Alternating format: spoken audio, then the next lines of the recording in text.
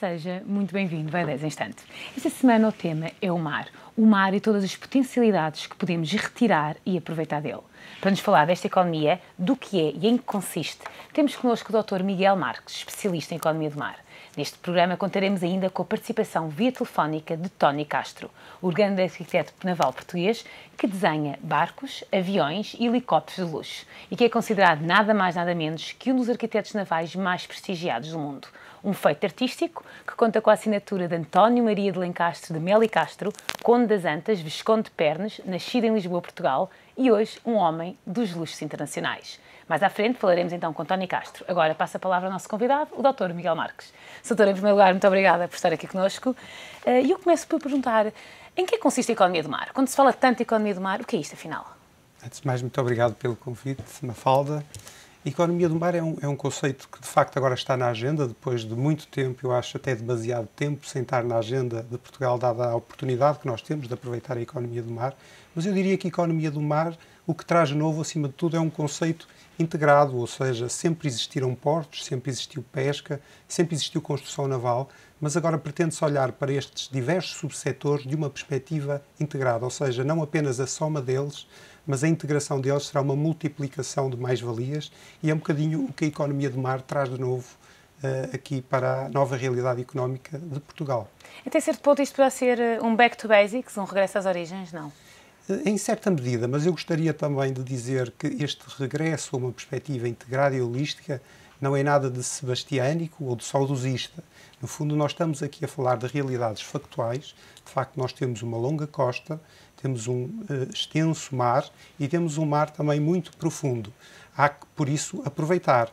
E também temos de ter em linha de conta que esta crise financeira veio, no fundo, abrir a mente de muitas pessoas para acabar um bocadinho com o mito da economia de serviços como sendo a única base para as economias desenvolvidas. É necessário voltar às bases, voltar à economia real, voltar à indústria, voltar à agricultura, voltar ao mar, mas de uma maneira sofisticada, ou seja, é preciso perceber em que medida é que os diversos subsetores da economia do mar, por exemplo, um porto recebe não só transporte de mercadorias, como também é utilizado por cruzeiros, também é utilizado por pescadores, e se nós olharmos isto de uma forma holística, conseguiremos maximizar, no fundo, as receitas que essas diversas atividades que o mar tem nos podem dar.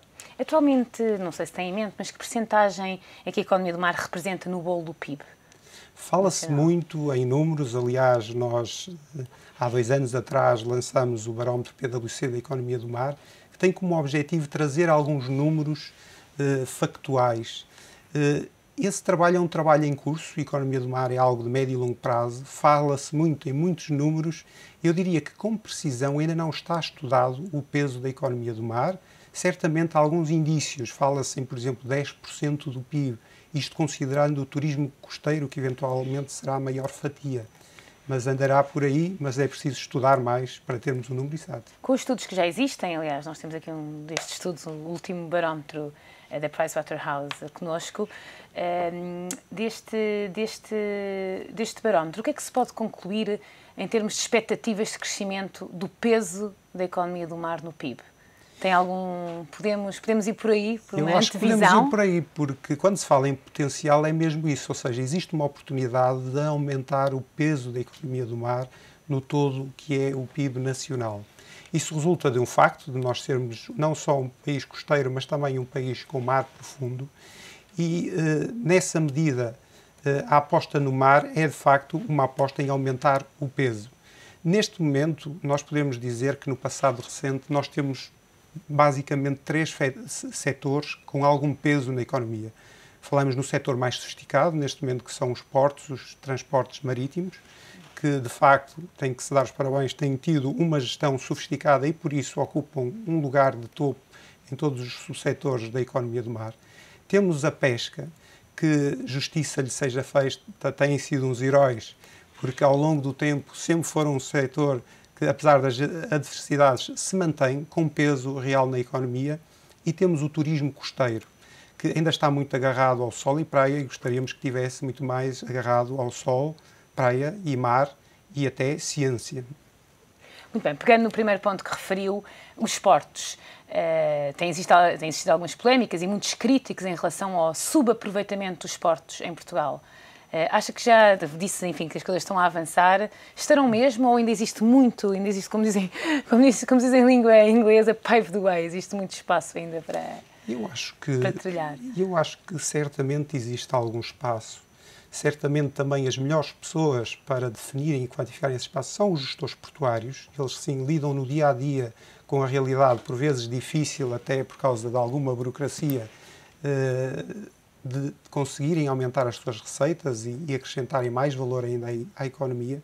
Mas eu penso que alguma simplificação na burocracia certamente ajudaria os portos.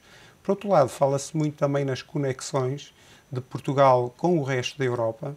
Fala-se até com alguma incidência sobre as conexões terrestres, mas eu diria que é preciso olhar bastante também para a cabotagem, para a navegação de curta distância, que pode ser uma solução para conseguirmos maximizar o potencial dos nossos portos. Em termos de estaleiros,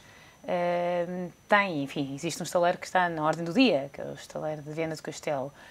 Acha que realmente que existe espaço também para a indústria, para esse segmento da indústria naval?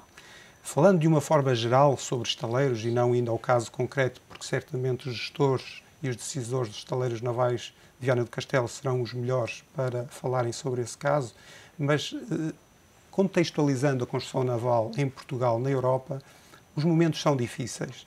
A construção naval europeia sofre grande competição da construção naval asiática, muitas vezes apoiada em sistemas de financiamento e ajudas de Estado desses territórios, o que torna muito difícil a competição.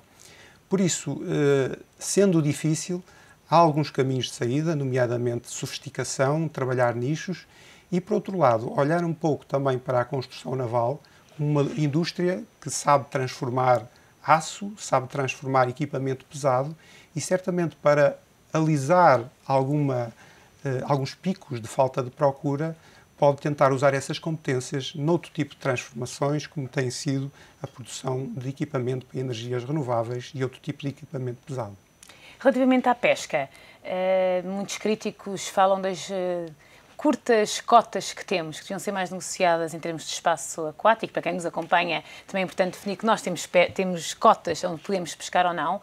Isto é também um dos fatores que têm em conta nestes vossos estudos? O facto de termos uma cota maior ou menor de águas onde podemos eventualmente pescar? Certamente o tema das cotas é um tema polémico. Eu diria que é um tema que está na economia do mar na ordem do dia desde há alguns anos.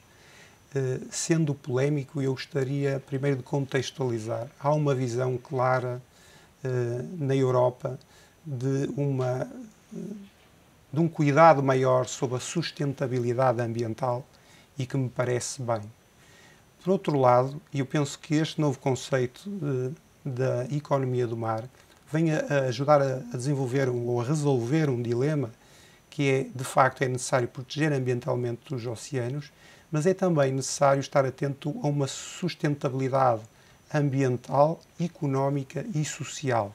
E, nesse sentido, é importante balancear e equilibrar as coisas. Ou seja, por um lado, os pescadores poderão querer ter mais cotas, por outro lado, a União Europeia quererá ter menos cotas. Temos que arranjar uma solução para isto, mantendo o equilíbrio. Aliás, nos recentes escritos das Nações Unidas, eles alertam para os perigos que é estar desatento às pequenas comunidades costeiras. Como sabemos, vem do passado, os portugueses têm comunidades pescatórias importantes e é preciso proteger e, acima de tudo, desenvolver essas comunidades. A tendência natural na Europa desenvolvida tem sido alguma transformação das comunidades pescatórias em comunidades de nautas. Mas é fundamental, independentemente se é pesca, se é náutica de recreio, fortalecer essas comunidades, porque essas comunidades é que estão em contacto imediato com o mar. No fundo, são eles os guardiões do mar, são eles em que a cada momento sabem se de facto a poluição está a afetar diretamente as suas praias ou não.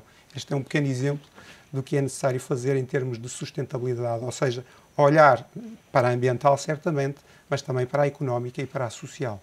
Falando agora, enfim, um nível mais profundo, e falo, obviamente, de profundidade, até que ponto é que nós somos ricos em termos de profundidade aquática? Não sei se é assim que se pode denominar. Se pelo menos olharmos à dimensão, ao espaço que essa profundidade ocupa, nós somos muito ricos, porque a nossa extensão de mar profundo é muito grande e está em vias de duplicação. Espera-se que em 2018, 2019, haverá alguma decisão no âmbito das Nações Unidas para nos darem maior extensão. Diz-se de mar, mas efetivamente, tecnicamente, é de seabed, ou seja, é do leito marinho que estamos a falar. E, de facto, aparentemente, isso será a nossa grande oportunidade para os próximos 15, 20 anos. Mas falamos de indústria farmacêutica? Porque acredita-se que existem recursos naturais, nomeadamente minerais e biológicos, podem ser aproveitados, por exemplo, pela indústria farmacêutica ou cosmética, ou podem ser, por exemplo, a extração de cobre, que, como sabe, com a explosão da China, o consumo de cobre em todo o mundo tem sido muito alto, o preço médio do cobre tem subido e, aparentemente, existe cobre no nosso mar profundo e outros minerais. Aliás, é do conhecimento comum que há alguma prospecção de gás e de petróleo no nosso seabed, no nosso leito marinho. O petróleo também não está fora de hipótese, agora que se descobriu também no Alentejo. Nada está fora de hipótese, mas também não vamos embandeirar em arco, porque estamos a falar em projetos de médio e longo prazo que têm que começar já, porque senão o médio e longo prazo, se começar mais tarde, ainda mais longo se torna. Doutor, estamos a chegar ao limite do nosso tempo, vamos só falar aqui do setor turismo. Quando fala de turismo, e disse muito bem, enfim, que não estamos apenas a falar de praia, estamos a falar dos desportos náuticos. Tem muito peso já atualmente, tem sido uma série de eventos. Como é que também neste barómetro veem os desportos náuticos e a importância deles para o PIB nacional? Os desportos náuticos são fundamentais. Eu gostaria de enquadrar para nós usarmos o mar, precisamos de ter uma cultura marítima forte. Temos uma história que ajuda a isso, mas temos um passado recente mau, em que tivemos virados de costas para o mar e é necessário reganhar essa cultura marítima. E nada melhor do que, através dos desportos náuticos, nós conseguimos chegar a uma base alargada de pessoas, a uma base que esperamos não elitista, que dê lugar para todos, porque isso não só vai ser bom para a economia do mar, porque vamos conseguir educar as pessoas em termos de mar e, por isso, terão também oportunidades de emprego, por exemplo, nas energias renováveis offshore e, eventualmente, se acontecer as energias fósseis, como o petróleo em offshore e outras. Mas, mais do que isso, o mar é uma escola de talento ainda para mais gratuita. Poderá ver nesse estudo que nós fizemos que, efetivamente, quem contacta com o mar, normalmente é melhor líder, trabalha mais em equipa e, acima de tudo, está preparado para enfrentar imprevistos e imprevisibilidade. E muitas ondas, no caso da nossa costa. E muitas ondas, mas, como sabe, vivemos numa economia de grande imprevisibilidade e, se calhar, a Escola de Competências Mar pode ajudar nessa matéria. Doutor, sei que também teve o prazer de conhecer o arquiteto Tony Castro, com quem vamos falar de seguida. O que é que tem a dizer sobre o Tony Castro? É realmente um arquiteto outstanding? Não só é um arquiteto outstanding, como é uma pessoa fantástica, que, quando, de uma forma voluntária, num grupo de cerca de 20 pessoas, decidimos fazer um plano de ação para a náutica de recreio e ele teve a amabilidade de nos receber no sul da Inglaterra e partilhar connosco todas as suas ideias, sendo ele quem é, um dos top 5 arquitetos navais de todo o mundo. Ajudou-nos muito e, por isso, estamos muito gratos. Doutor, muito obrigada. Vamos então passar, vai agora assistir algumas imagens de barcos desenhados por Tony Castro, um português que está no mundo do luxo, de design náutico e que nos vai dar a sua opinião sobre o mar português. Muito obrigada e até à próxima semana. Fique então com o depoimento de Tony Castro. Eu acho que o desenvolvimento da economia do mar pode trazer verbas significativas para a economia nacional, postos de trabalho, novas empresas, etc. Eu acho que é uma oportunidade para começarmos a ser, como é que é dizer, Portugal ativo, em vez de sermos muito passivos. E, claro, em virtude da situação económica mundial, Portugal tem que ter mais cuidado com o que tem, que se possa explorar para o bem nacional. O mar, claro, é uma escolha óbvia, porque estamos rodeados dele, e temos uma longa história de associação a todas as coisas ligadas ao mar e, portanto, é uma riqueza que devemos explorar. Agora, para terminar, Sim. se pode fazer um apelo aos portugueses em termos de tirarem vantagem do mar? Bem, eu acho que é difícil para uma pessoa normal, individual,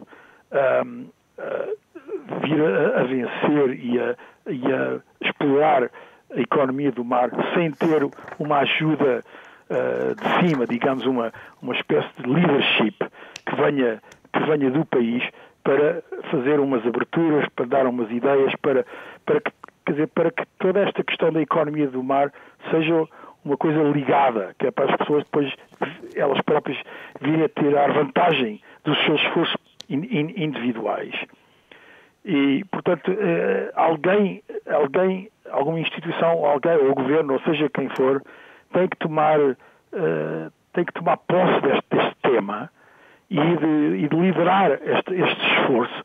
E depois os individuais, os businessmen, e lá onde vir, uma vez que haja um palco para os receber. Mas eu acho que temos que lhes dar um pouco as ideias. Muito obrigada, Sr. Arquiteto. Até já. Obrigada, com licença. Obrigada.